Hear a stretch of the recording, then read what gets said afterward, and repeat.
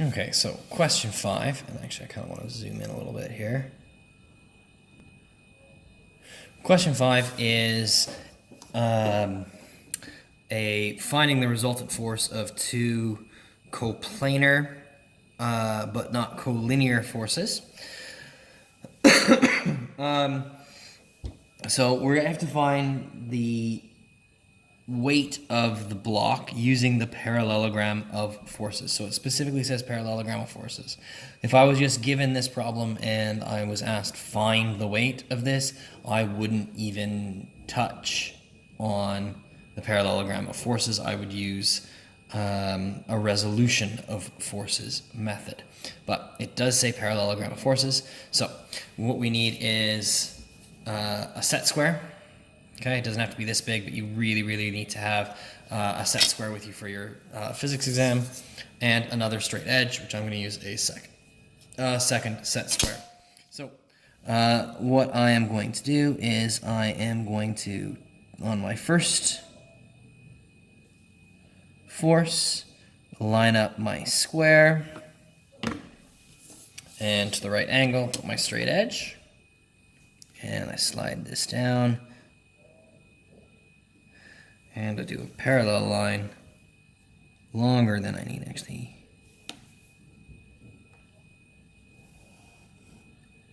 Going down. I'll erase that as I need to. And then I do the same thing for my other force.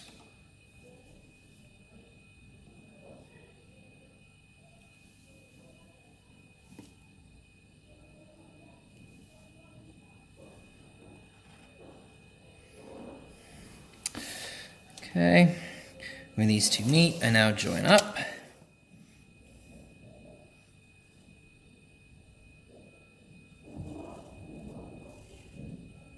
Now, technically speaking, this force is going upwards, and it's not the weight, it's the reaction, it's the upward part of the tension in my strings, but it will be equal to weight. So, I don't need this part here. Now I need to determine my scale. So I'm going to measure this here.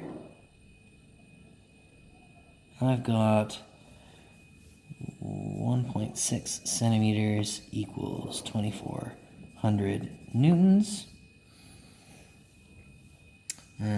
So I have got 2,400 divided by 1.6. I've got 1,500 newtons per centimeter.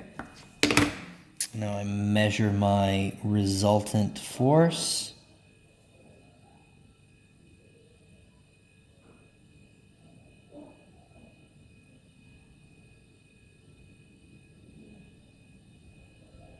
And I've got 3 centimeters. So 1,500 times 3 gives me 4,500 newtons, which, if I remember the mark scheme correctly, that is exactly what it said, although there would be an acceptable range.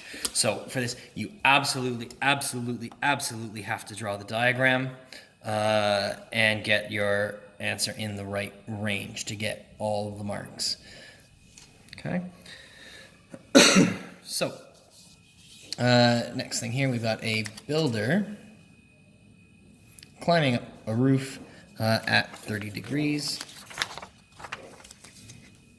Okay. The weight of the builder carrying the roof tiles is 640 newtons. Calculate the components of the total weight parallel and perpendicular to the slope. Well, I mean, these are 60-30 triangles, so I'm just going to draw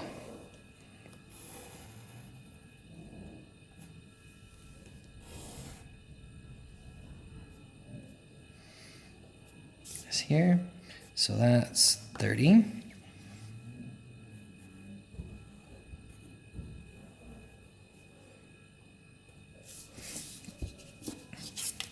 My weight is perpendicular.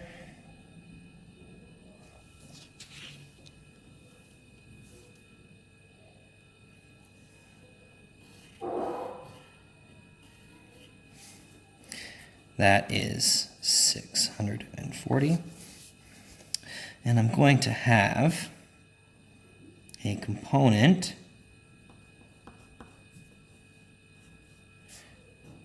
that is parallel and a component that is perpendicular.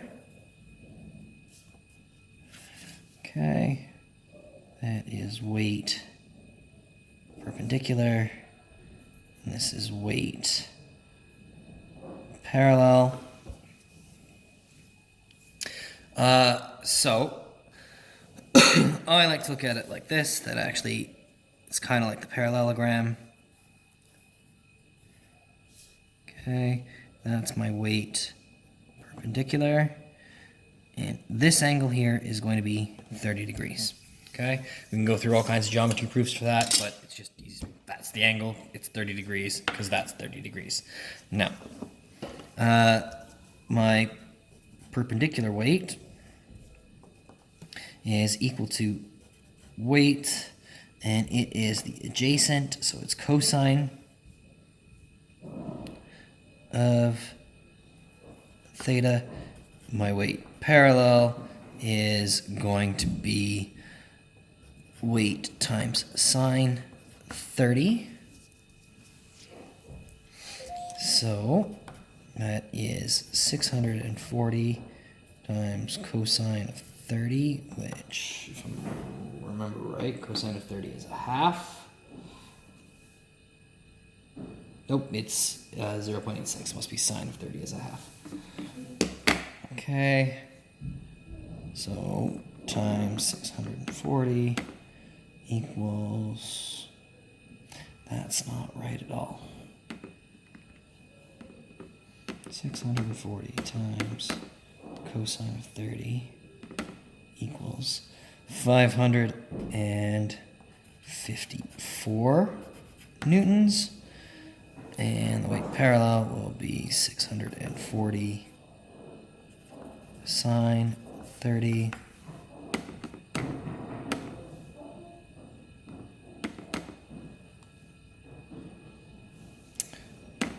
which is 320 newtons.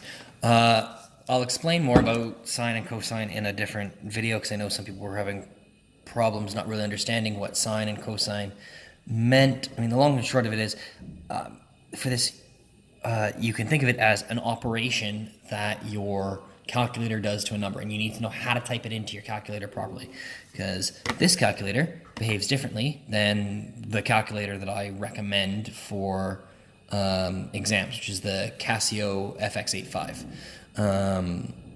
or the FX80 series. Because this one here, if I have to type in the number first, 30 cosine, and it spits out the number. Whereas on that one, you would type in cosine 30 and push equals. So 320. So state the conditions needed in order to describe the builder as being in equilibrium. Forces must be balanced.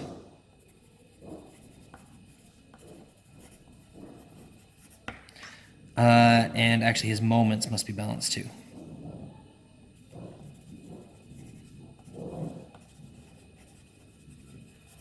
That's the conditions for equilibrium.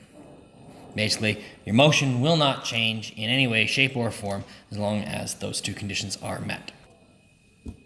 Okay, and here we go. So just one way that the builder could improve safe working on the roof. Wearing no-slip shoes would be one. Another good example that I heard was use scaffolding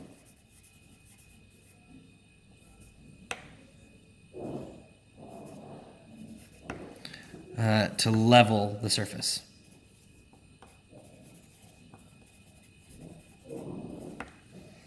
Okay, those would be the two most sensible solutions to use.